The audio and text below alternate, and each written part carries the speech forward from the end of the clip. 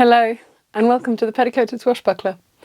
My name is Marion and today I am excited to show you the final result of a project that I've been working on for a few months. So yeah, let's get into it.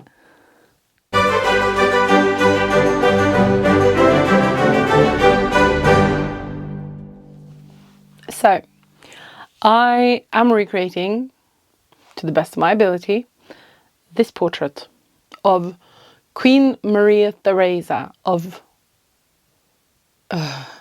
so she's called Queen Maria Theresia of Spain and sometimes Queen Maria Theresia of Austria, but she was married to the King of France, so she was also Queen Maria Theresia of France. It's complicated. I have made some videos on the shift, I've made some videos on the bum roll and petticoat, and I also have an intro video where I go more into the history of who she was and where she came from. And usually when I'm working on stuff like this, I try to research the time period, I try to research the person that I am recreating or the people who might have been wearing the outfit that I'm recreating. It's been really hard to research Queen Maria Theresia. The most of what I find about her is about her relationship to men, basically. So as a historian who is also a feminist, that makes it is a little bit provoking and very difficult to find anything about her being, just what sort of person was she. What I have been able to find out is that she was probably fairly pious, it seems. She grew up in Spain and she grew up with a very strict Catholic kind of upbringing. And so she was very pious, she was very religious and quite a strict Catholic. But that's not unusual for South and Central European queens of the 1600s. In fact, the Protestant ones are much more unusual. And also she seems to have, the marriage to Louis XIV was definitely a political match to try and stop all the warring between France and Spain. There's no evidence, as far as I've been able to tell, that she fell in love with him, but for a royal couple who married for political reasons, they had a fairly okay relationship. He had loads of mistresses, which she probably didn't like, but then again, that was kind of part of the deal. She seems to have hung out with her aunt, who was Louis's mum, because they were cousins, which is not a brilliant idea to marry a cousin. And they did have a lot of children who did not either survive birth or infancy, which may or may not have been because they were a bit too closely related. But again, very common in royal circles, it's not some sort of, she was so unique for this. No, she was very common for this, or not common as in of the common people, but this was very usual. But she seems to have hung out with her aunt a lot. Louis seems to have, even though he wasn't madly in love with her and had loads of other mistresses, he seems to have respected her and appreciated her, and she did give him a dauphin, which was her main chore as a queen, and helped, if not bring eternal peace between Spain and France, at least calm the waters a little bit. So yeah, the people who talk about her either as sort of poor little Queen Maria Theresia who had such a strict upbringing, and then she had such a loveless marriage to someone who was unfaithful all the time, and then she died fairly young. But also not unusual in the 1600s. So for a woman in the 1600s, I think her life was not bad. Now, moving on to her clothing, I have actually realised that I didn't realise this until I was well into this project. There are actually two portraits that are almost similar. And you can almost do a sort of spot the 5 differences between them. They are very, very obviously done on like the same last. But the fact that there are 2 different portraits allows me to kind of play around with and pick the play around a little bit and pick the bits that I want. I have talked about the underlayer of being linen. I've talked a little bit about the shaping layer. There was no separate shaping layer for the torso. It is the bodice that is also the shaping layer. I've come to the realization that mid 17th century is not a period that is done a lot by costumists. It was very hard to find commercial patterns for the 1660s, almost impossible. Instead, I found some examples in 3 different books, and I also got some help from my friend Torunn to draft and scale up the pattern from one of them, because her bodice looks very rigid in the portrait. She sits in a way that makes me think that her bodice is fully boned, so I want my bodice to be fully boned. I'm going to use synthetic whalebone for that. The question is, she has like a fur stomacher, and there's fur on the sleeves, and there's fur at the end of the skirt, and I'm just wondering, is the bodice lined in fur? And is the fur bit in the front, is that like a separate stomacher, or is it just like a sewn on fur panel? Fur would have been a statement, it would have been a luxury thing in the period. It would also have been useful. 1660s is still during the Little Ice Age. Weathers were colder than they are today. However, we now have the opposite problem, and I'm also going to be wearing this in a ballroom full of people. It's going to be very warm. So I think what I'm going to do is I'm going to make it a fur panel and just like stitch it to the bodice, because then I can have more control over like the jewellery that I'm going to attach to it and everything. I'm also just going to edge the bodice in fur, so just add the little bodice, the little fur edges, almost like I would a bias tape or something to the sleeves and the hem of the skirt. This will both save expenses and save me from heat exhaustion, and both of these I like. I will also need like some accessories. She has a little lace fichu kind of thing. She has a gold crown, which is almost invisible, but I'm gonna have one of those. And she has some very opulent gloves, some pale tan leather gloves with oodles and oodles of little coral pink shaped ribbon bows on them. So if I have time, I'm going to recreate those as well. I do have a pair of gloves that can be sacrificed for this. So we'll see how much time we have. Let's go. So I started out by making a ton of mock-ups of the bodice, using that drafted scale up pattern as a sort of starting point, and then building on it. I had to add some seams. I had to add a tab to the back.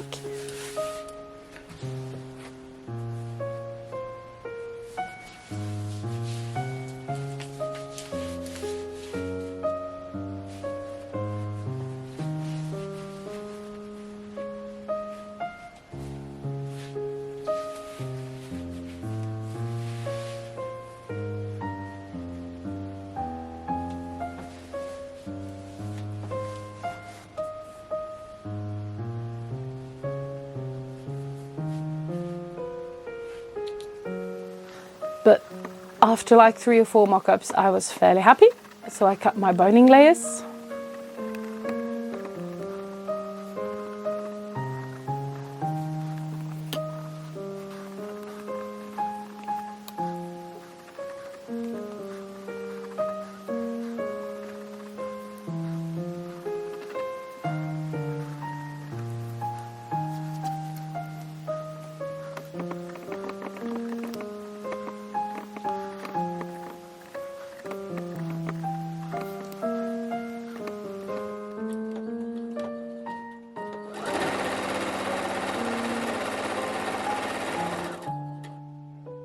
And I stitched my boning channels by machine because if not, I would still be at it.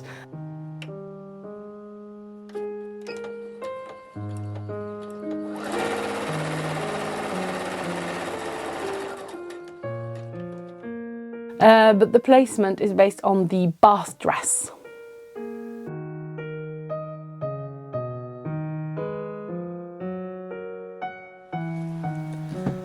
Now, for the boning, I used a lot of synthetic whalebone before. I love it. What I don't love about it is the filing that you have to do to the corners to keep them from like poking out through your garment, because it creates this fine dust, and the dust is actually plastic, so it's not good for me, it's not good for my cat, it's not good for the environment, it's not good for anything. Someone said you could actually melt them and kind of shape them in, and I have to say I tried and it works quite well. Not as bad a smell as I feared. Didn't really bother my boyfriend, who was sitting right next to me when I was doing it. No dust going everywhere, and it almost created a little cap like the ones that you get to put on or on steel spiral boning, which is wonderful.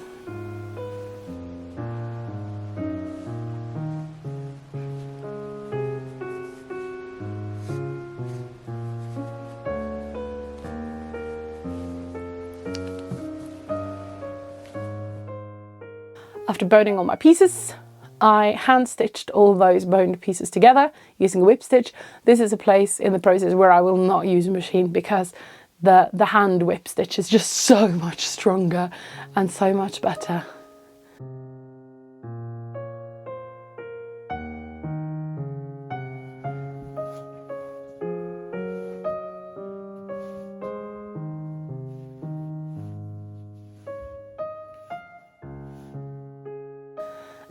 The fabric was beautifully embroidered by my friend Torunn. It's crazy. It took her, for her and my costumes, it took her about like a working week to embroider all of it, and she embroiders this by machine. The machine does something like 12,000 stitches a minute. It's crazy. She's so talented, and I'll link, like, she makes these embroidery files as well. I'll link them down below.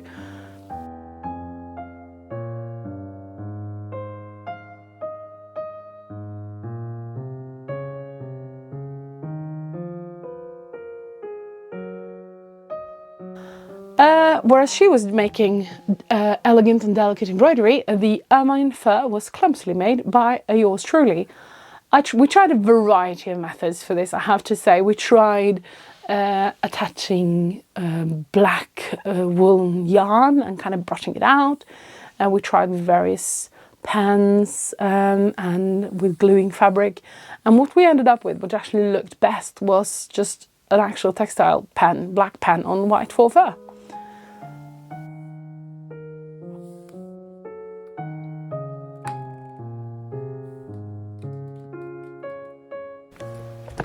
I cut my linings from a cotton linen blend. Would probably have been linen in the period, but no one's gonna see it. And I have this at hand, I didn't have to buy it. I also added a pocket for a busk. In retrospect, I think I would rather have made the front like 2 or 4 whalebone pieces go all the way up instead of stopping at the chest and forego the busk. But you know, it works. And then I cut the outer fabrics, which was scary, with them being embroidered and beautiful.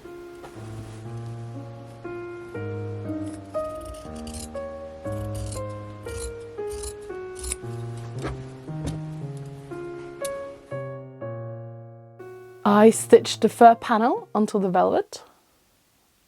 I then covered the back, the sides, and the front.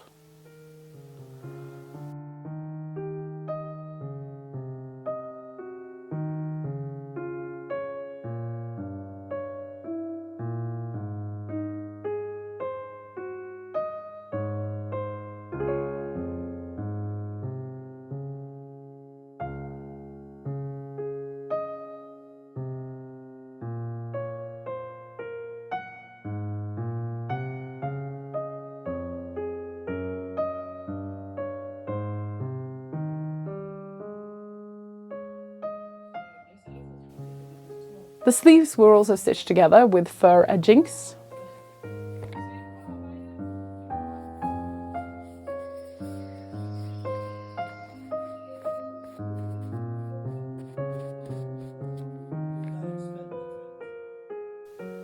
And then attached to the bodice.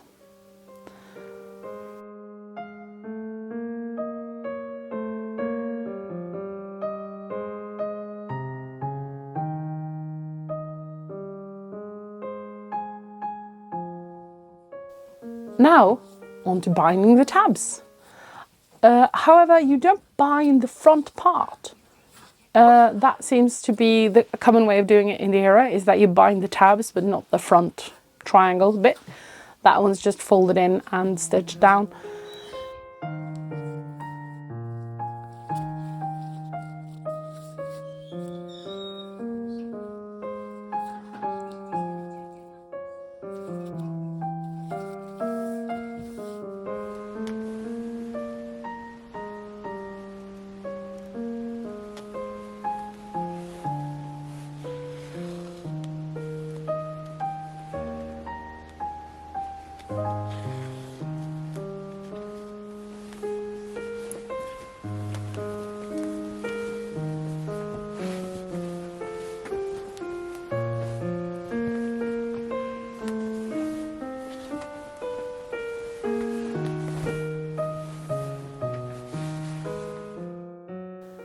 I then made the lacing holes in the back.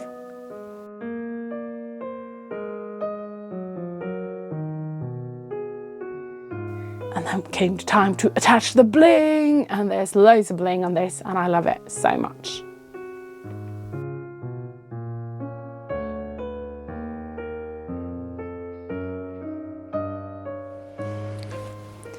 The skirts I made very much like the white silk skirts. Only thing is I hemmed it with fur instead of a ribbon.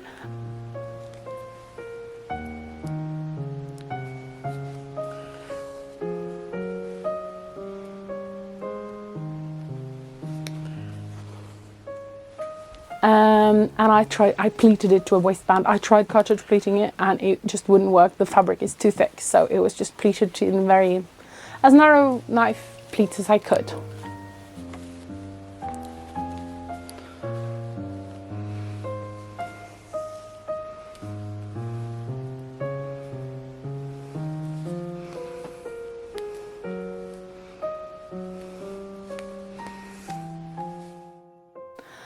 And then the day or the evening before the ball, I went to Torunn and I'm not going to say we pulled an all-nighter because we didn't, but we worked for all that evening and a couple of hours into the night, and we got a lot of last-minute things done. I made the lace fichu, I attached the coral pink ribbon bows to my sleeves. We made some masks, or Torunn made some masks using a 3D printer, and we painted them gold.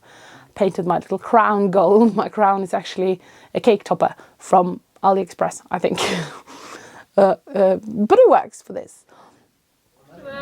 And then it was time for ball.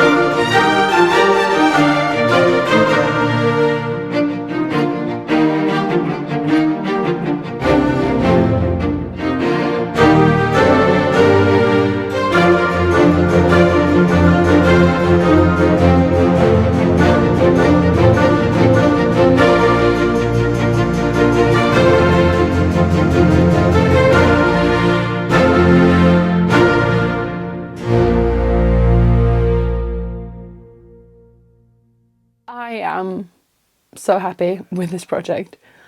I didn't get a lot of film from the ball, but I just felt really pretty. I felt really cool. I felt really powerful and elegant. I spent 65 hours on the bodice alone, and that's not including the hours that were spent embroidering it. I spent 7 hours on the skirt, again, not counting the embroidery. All in all, for this project, I've spent over 100 hours. I'm so proud of that. Yeah, it's just, I think pride is the best word to describe it at the moment, my emotions. This concludes my 1660s project. It became slightly less all-encompassing than the Anne Boleyn project, which I'm kind of grateful about because I have other plans. The next video will be something a little bit special, but then I'll come back with more regular videos after that. So, you know, I'm already gearing up for the next crazy project. I hope you'll follow along. But until then, bye!